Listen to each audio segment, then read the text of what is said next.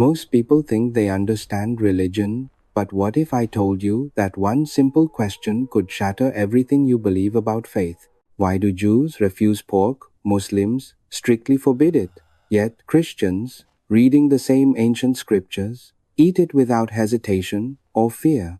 Three religions, one God, one shared origin, yet three completely different answers to a command that once seemed absolute and unbreakable. This is not just a dietary difference, and it is not simply about culture, tradition, or personal preference shaped by geography or history. This is about identity, obedience, covenant, and something far deeper that most believers have never fully questioned or understood.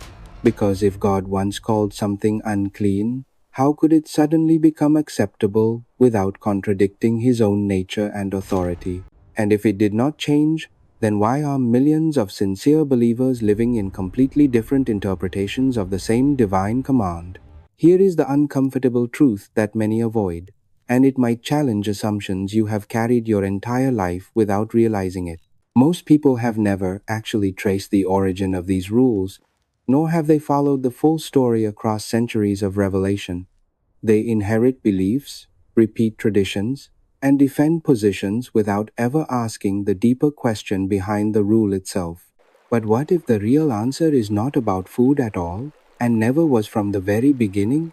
What if the prohibition of pork was only a visible sign pointing toward something invisible, something spiritual, something far more profound? And what if the shift that happened later was not a contradiction, but a transformation that most people still misunderstand today? This journey will take you through ancient deserts, sacred laws, prophetic revelations, and moments that reshaped entire civilizations forever. We will walk through the Torah, the Qur'an, and the teachings of Jesus and his apostles, step by step, without skipping the difficult parts.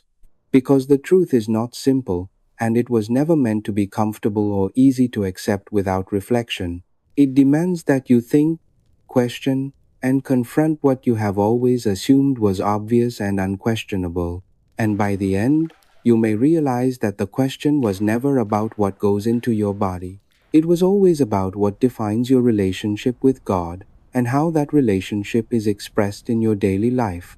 So, before we move forward, ask yourself honestly, not what you have been told, but what you actually understand. Because what we are about to uncover will not only explain the difference between religions, it will reveal the hidden logic behind one of the oldest and most misunderstood commands in human history. And once you see it clearly, you will never look at this question the same way again.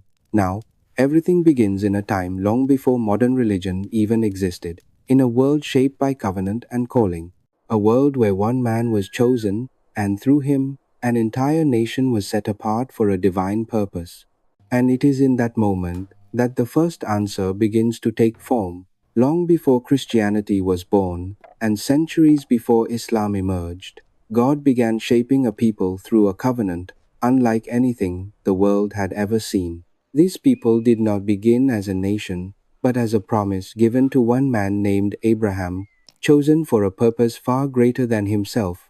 Through Abraham came Isaac, through Isaac came Jacob, and through Jacob came a people who would eventually be called Israel. But being chosen did not simply mean being blessed, because it also meant being separated, marked, and defined by laws that no other nation followed. And among those laws were rules that controlled something as ordinary as eating, something most people would never consider spiritually significant today. In the book of Leviticus, God gave detailed instructions that would shape the daily lives of his people in ways that were both practical and symbolic. Among these commands was a clear and unmistakable declaration that the pig was unclean and must never be eaten or even touched after death.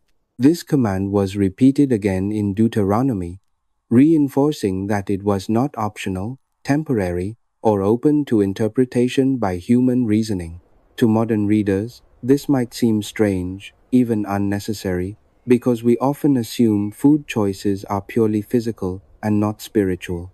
But in the ancient world, food was never just about survival, and it was never separated from identity, worship, and allegiance.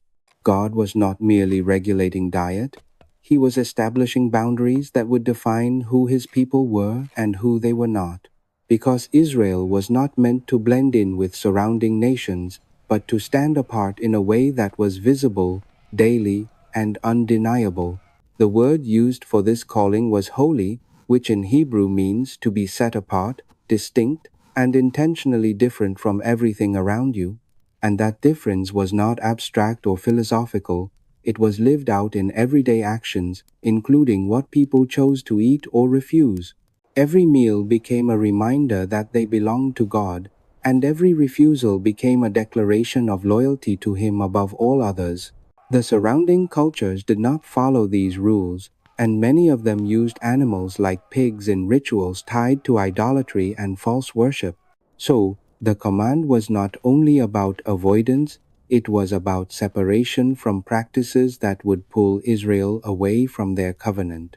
Eating differently was not a restriction, it was a statement, a visible line drawn between devotion to God and participation in pagan systems. And over time, this simple act of refusing certain foods became one of the strongest markers of Jewish identity across generations. Even under persecution, many chose suffering over compromise, because breaking this law meant crossing a spiritual boundary they refused to abandon. But here is what most people miss. When they read these commands today without understanding their deeper purpose and context, the law was never random, and it was never meaningless, because every instruction pointed toward something greater than itself. It trained obedience even when understanding was incomplete, teaching people to trust God beyond what they could immediately explain. It created discipline, shaping a community that lived with constant awareness of their relationship with the divine. And it built a system where holiness was not just a belief, but a daily practice that affected every part of life. Even the act of eating became sacred, transformed from routine into a reflection of covenant loyalty and spiritual identity. But this raises a deeper question that most people never stop to consider carefully or seriously. If these laws were so important, so central to identity and holiness, why would anything ever change? And if they did change, what could possibly justify such a transformation without undermining everything that came before? Because the answer to that question is where the story becomes far more complex than most people expect. And it is also where the next layer of meaning begins to unfold, revealing that this was never just about food. At first glance, the command to avoid pork seems like a simple rule, but in reality, it carried a weight far beyond what most people imagine. Because this was never just about food, and it was never merely about physical health or cultural preference shaped by ancient conditions. It was about identity, and not just personal identity, but the identity of an entire nation chosen to represent God on earth. In the ancient Near East, meals were not casual or insignificant, they were deeply tied to worship, loyalty, and spiritual alignment. To eat with someone was to associate with them, to participate in their values, and often to share in their religious practices. Many surrounding nations used animals like pigs in rituals connected to idol worship, fertility rites, and practices considered spiritually corrupt. So when Israel refused pork, they were not simply avoiding a type of meat, they were rejecting an entire system of belief and devotion.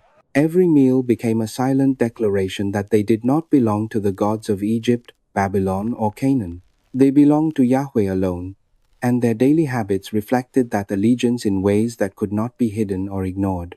This is why the law functioned as a boundary, not just between clean and unclean, but between faithfulness and compromise. It forced a constant awareness of difference, reminding them that being chosen also meant being separated from the world around them. And that separation was not always easy, because it often meant social isolation, misunderstanding, and even persecution from other cultures. Imagine sitting at a table where everyone else eats freely, yet you refuse, not because you dislike the food, but because of your covenant. That refusal carries weight, it draws attention, and it forces a choice between fitting in and remaining faithful to what you believe. Over time, this practice shaped not only behavior, but mindset. creating a people who lived with discipline and intentional obedience. But there was another layer that many scholars and historians continue to explore even today with careful analysis.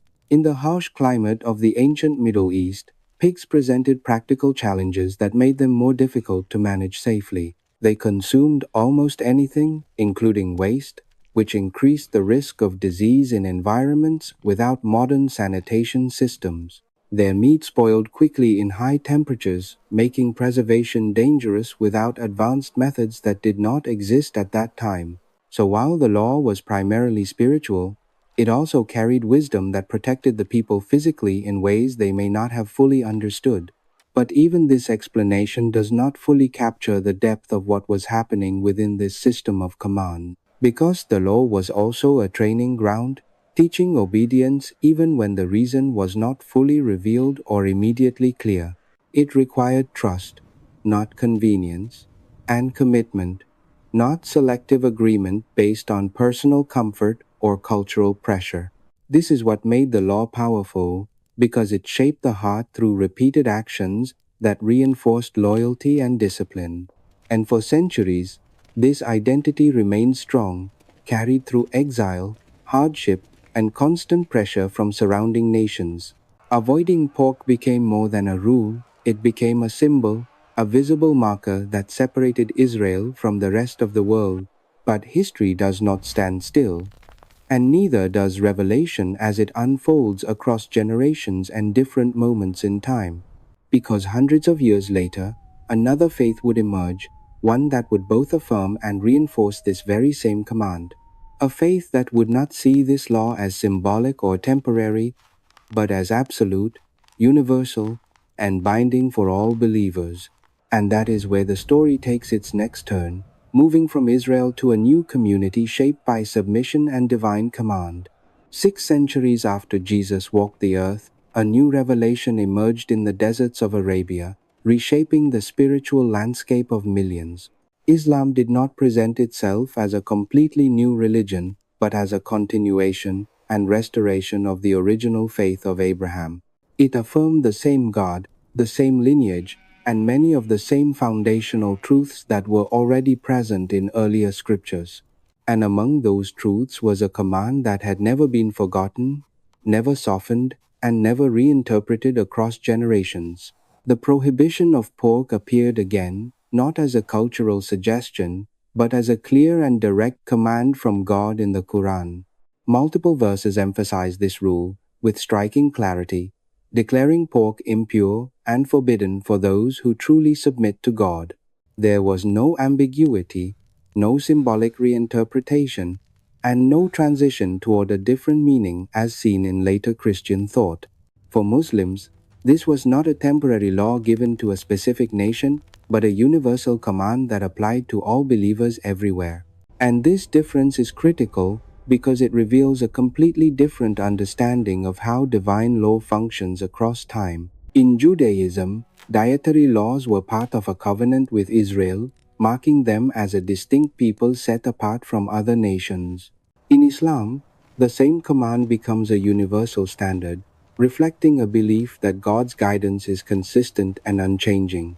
The Arabic word Islam itself means submission, and that concept lies at the heart of every command found within the Quran. To obey is to submit, and to submit is to trust that God's wisdom is greater than human understanding, even when explanations are not fully revealed.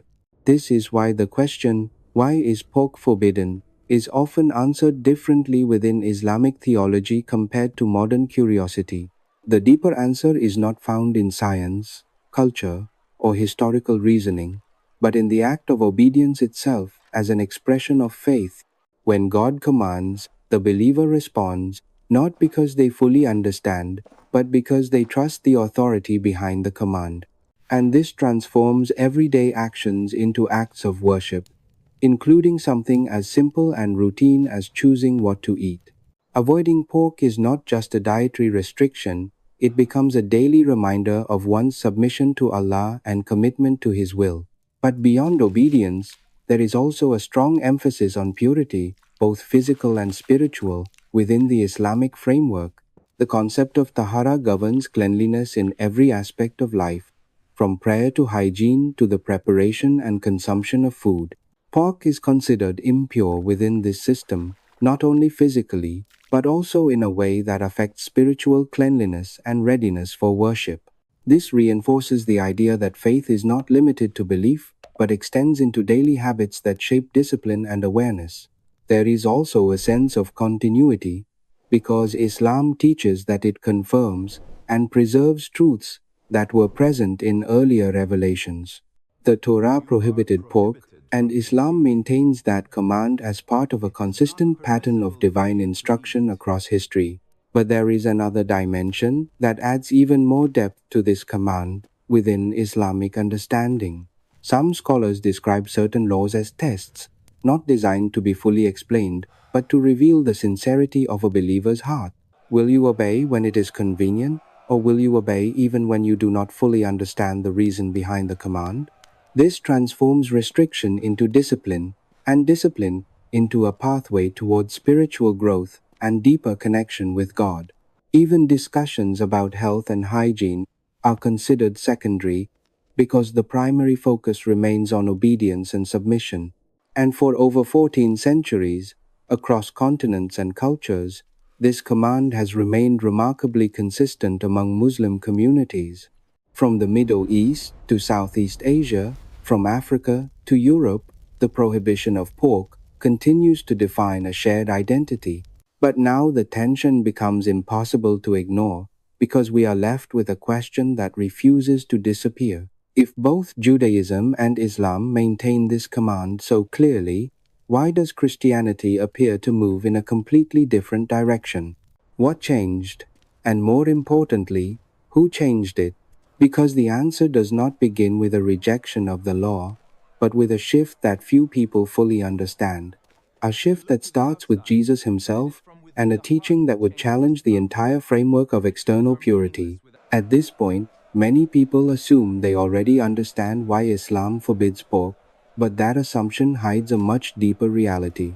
Because in Islamic teaching, this command is not built on a single reason, but on multiple layers that reinforce each other with precision. And when you begin to see those layers clearly, you realize this is not just a rule, but a structured system shaping belief and behavior. The first layer is submission, the foundation of Islam itself, where obedience is not conditional on understanding but rooted in trust. When God commands something, the believer responds without negotiation, because faith is measured by willingness to obey beyond personal reasoning. This transforms daily decisions into spiritual acts, where even a meal becomes an expression of devotion and loyalty to Allah. The second layer is purity, a concept that extends far beyond physical cleanliness into the realm of spiritual readiness and discipline. Islam teaches that certain things are inherently impure, and pork is placed firmly within that category without exception or reinterpretation. This is not presented as symbolic, but as a reality that affects both body and spirit in ways that align with divine wisdom. The third layer is continuity, the idea that Islam does not replace earlier revelations, but confirms and preserves their original truths. The Torah already prohibited pork, and Islam reaffirms that command as part of a consistent divine message across generations. This creates a sense of historical unity, where believers see themselves connected to Abraham, Moses, and the long line of prophets before them. The fourth layer is testing, a concept that challenges the sincerity of faith in a way that cannot be reduced to logic alone. Some commands are not fully explained because their purpose is to reveal whether obedience comes from convenience or genuine devotion. When a believer chooses to obey without full explanation, they demonstrate discipline, humility, and trust in God's authority. This turns restriction into a spiritual exercise, strengthening character and reinforcing the relationship between the believer and the divine. The fifth layer is wisdom, often discussed in terms of health, hygiene, and environmental realities that existed in ancient times. Pigs consumed waste, carried parasites, and posed risks in hot climates where preservation was difficult without modern technology. While these factors are acknowledged, they are not considered the primary reason, but rather an additional layer of understanding. Because in Islam, the command stands even if no practical explanation is available, reinforcing that obedience does not depend on convenience. And when all five layers are combined, the prohibition becomes something far more significant than a simple dietary restriction. It becomes identity, discipline, history, submission, and spiritual awareness woven together into one consistent practice. For over 1400 years, this system has remained intact, carried across cultures with remarkable consistency and clarity. But now we reach the most controversial and misunderstood turning point in the entire discussion. Because while Judaism established the law and Islam preserved it, Christianity appears to move in a completely different direction. And the reason for that shift does not begin with rejection, rebellion, or ignorance of the original command. It begins with a man who followed the law perfectly, upheld every command, and never once violated the dietary restrictions himself. That man was Jesus. So if Jesus never ate pork and lived fully under the law, how did his followers end up doing the exact opposite? Did he abolish the law, reinterpret it, or reveal something that people still struggle to fully grasp even today? Because the answer lies not in what he ate, but in what he taught about purity itself. And that teaching would not only challenge religious leaders of his time, but would eventually reshape the understanding of holiness forever. Everything up to this point builds tension toward one unavoidable question that most people never dare to examine deeply or honestly. If the law was sacred, if it defined holiness, and if Jesus followed it perfectly, what exactly did he change, if anything at all? Because here is the truth that surprises many people when they actually read the text carefully, instead of relying on assumptions. Jesus never broke the dietary laws, never ate pork, and never told his disciples to ignore the commandments given through Moses. He lived as a faithful Jew, honoring every aspect of the law, including the rules that define clean and unclean foods.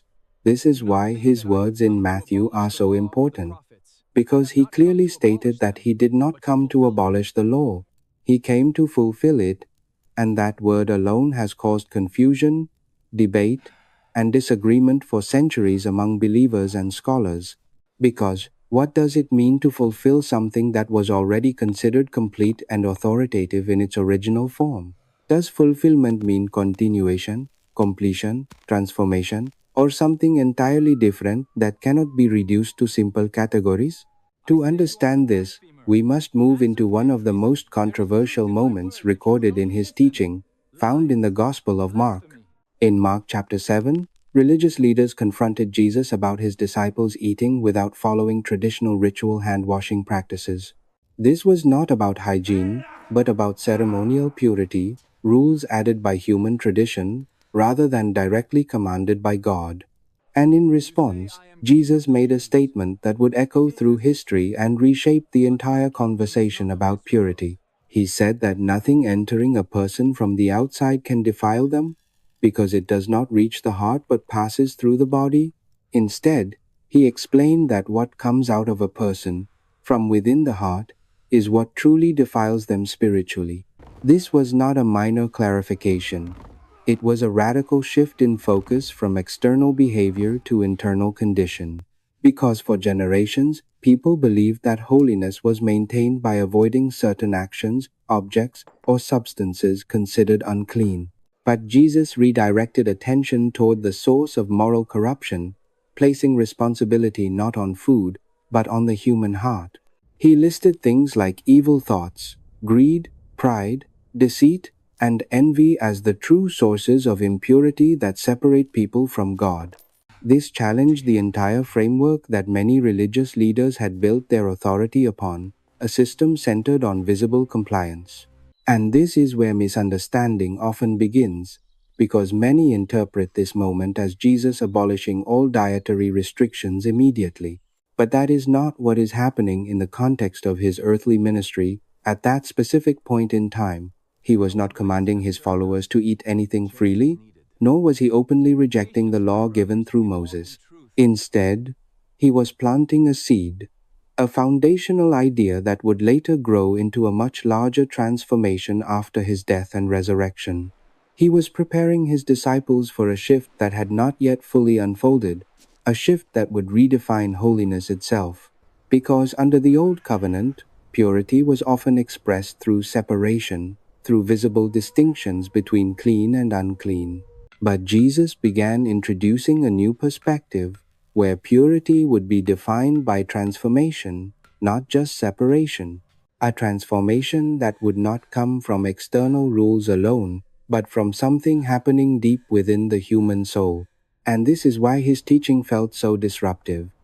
Because it did not remove the law, but revealed its deeper purpose. It exposed the limitation of external obedience without internal change, something that had been overlooked by many religious authorities. But even after this teaching, his disciples still continued to follow Jewish dietary laws during his lifetime.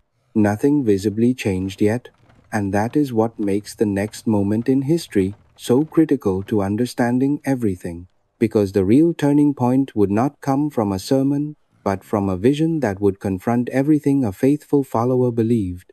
A vision given to a man who had never eaten anything unclean in his entire life. A man named Peter.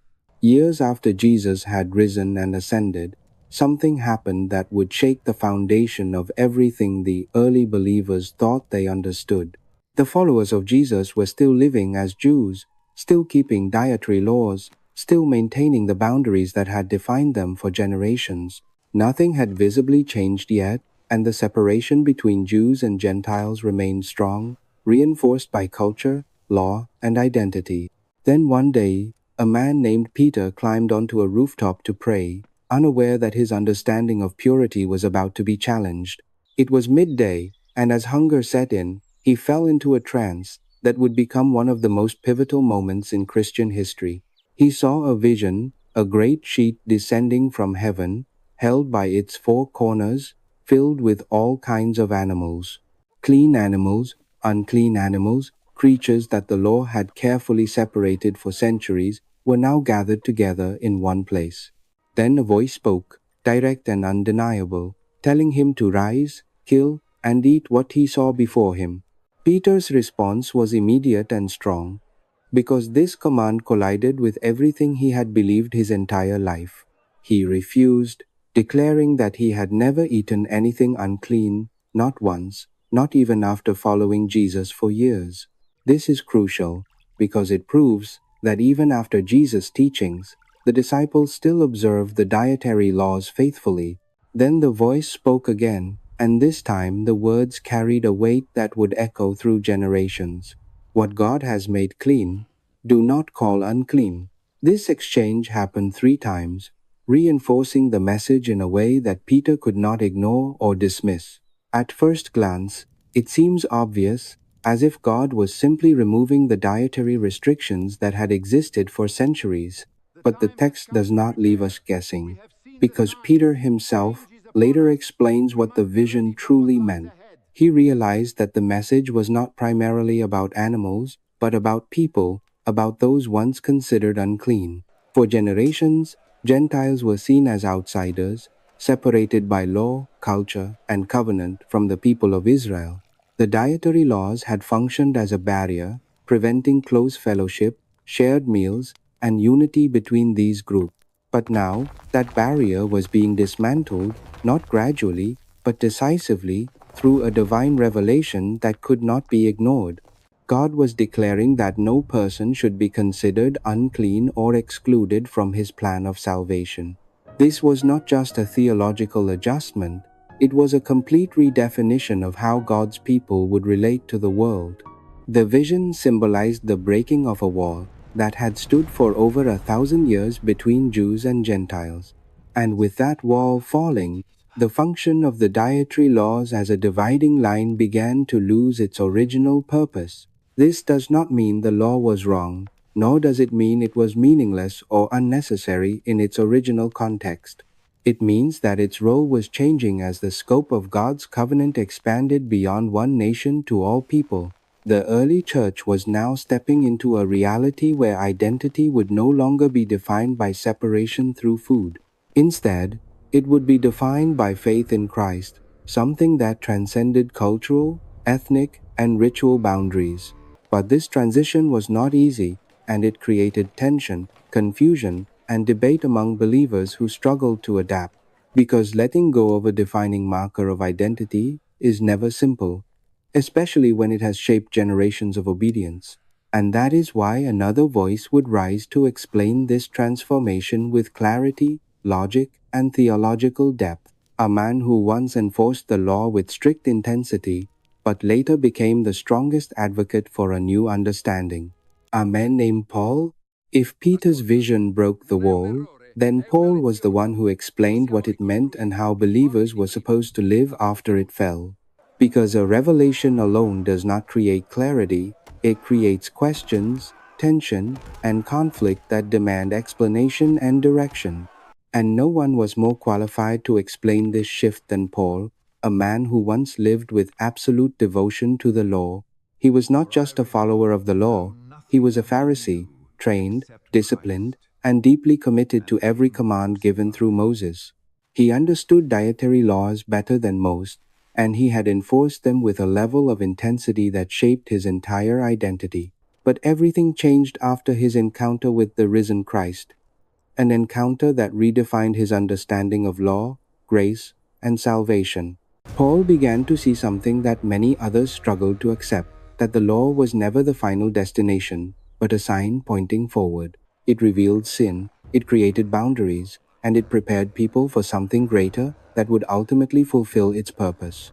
And from that realization, Paul made statements that sounded shocking, especially to those raised under strict religious systems.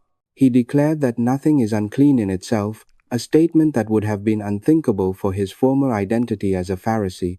But this did not mean he was dismissing the law as irrelevant or meaningless, because that is a misunderstanding many still hold today. Instead, he was redefining its role, explaining that its ceremonial aspects were temporary, designed for a specific purpose and time. He taught that food does not bring you closer to God, and it does not separate you from Him in any ultimate or eternal sense, because salvation is not achieved through what you eat or avoid, but through faith in Christ and the transformation of the heart. This was not a call to careless freedom, but to a deeper kind of responsibility rooted in love and awareness of others. Paul warned believers not to use their freedom in a way that would harm the conscience of others or create division within the community. He explained that you are free to eat, but you are also free to refrain, and both choices can honor God when guided by love. This introduced a balance that many struggle to maintain, because freedom without love becomes pride, and love without freedom becomes legalism. Paul's teaching created space for unity among people with very different backgrounds, including Jews who kept dietary laws and Gentiles who did not. They could sit at the same table, share the same faith, and worship the same God without being divided by food. This was revolutionary, because for centuries, shared meals had been impossible between these groups due to strict boundaries. Now, those boundaries were no longer defining identity, because identity had shifted from external practices to internal transformation. Paul emphasized that the kingdom of God is not about eating and drinking, but about righteousness, peace, and joy in the Spirit. This moved the focus away from visible compliance and toward invisible change that begins within the heart and affects everything outwardly. He was not lowering the standard of holiness. He was raising it, moving it from behavior alone to the condition of the inner life. Because it is easier to control what you eat than to confront what exists within your thoughts, desires, and intentions. And this is why his message felt both liberating and challenging at the same time, because it removed one burden but revealed another. The burden of self-examination, of honesty, of allowing transformation to take place at a level that cannot be faked or performed. And this leads us to the final realization, the one that brings everything together into a single unavoidable question. If food no longer defines your spiritual identity, then what does? After everything we have uncovered, the laws, the commands, the visions, and the teachings, one final question remains, and it is impossible to avoid. Because if this was never truly about food, then what has this entire journey been pointing toward from the very beginning? Three religions, one God, one shared origin, yet three different expressions of obedience, identity, and understanding of divine will. Judaism preserves the law as a covenant identity, a visible boundary that continues to define a people set apart for God. Islam upholds the command as a universal act of submission, where obedience itself becomes the highest expression of faith and devotion. Christianity moves in a different direction, not by rejecting the law, but by claiming that its purpose has been fulfilled in Christ. And this is where most people misunderstand the difference, because they assume one must be right and the others must be wrong. But the deeper truth is more complex, because each path reflects a different understanding of how God relates to humanity. In Judaism, holiness is expressed through obedience to a covenant that shapes identity through action and separation from the world. In Islam, holiness is expressed through submission, where trust in God's command defines both discipline and daily life. In Christianity, holiness is expressed through transformation, where the heart becomes the center of purity rather than external rules. And this is the turning point that many people miss, because it requires a shift in how we think about faith itself. The question is no longer what you eat, what you avoid, or which rules you follow perfectly without deviation. The question becomes who you belong to, and whether your life reflects that relationship in every decision you make. Because under the new covenant described in the New Testament, identity is no longer written on a plate, but written on the heart. It is not defined by restriction, but by transformation, not by separation alone, but by renewal from within. This does not mean that discipline disappears, or that choices no longer matter in shaping a faithful life. It means that the source of those choices has shifted from external enforcement to internal conviction guided by the Spirit, and that is far more demanding, because it removes the ability to hide behind rules while ignoring the condition of the heart. You can follow every dietary restriction and still be far from God, or you can eat freely and still live with genuine devotion, because what God ultimately examines is not your plate, but your heart, your motives, your intentions, and your surrender. This is why the Apostle Paul concluded that whether you eat or drink, everything should be done for the glory of God, not because food defines you, but because your purpose defines how you use everything in your life, including food. So the real question was never about pork, and it was never about choosing between one religious rule over another. The real question is whether your life reflects a relationship with God that goes beyond surface level obedience. Whether your actions flow from love, humility, and truth, or from habit, pressure, and unexamined tradition. Because in the end, three paths exist, three interpretations remain, and each person must choose how they understand and respond. But no matter which path you study or follow, one truth stands above all others, unchanging and unavoidable. God is not asking what is on your plate. He is asking what is in your heart. And once you truly understand that, everything else begins to fall into place.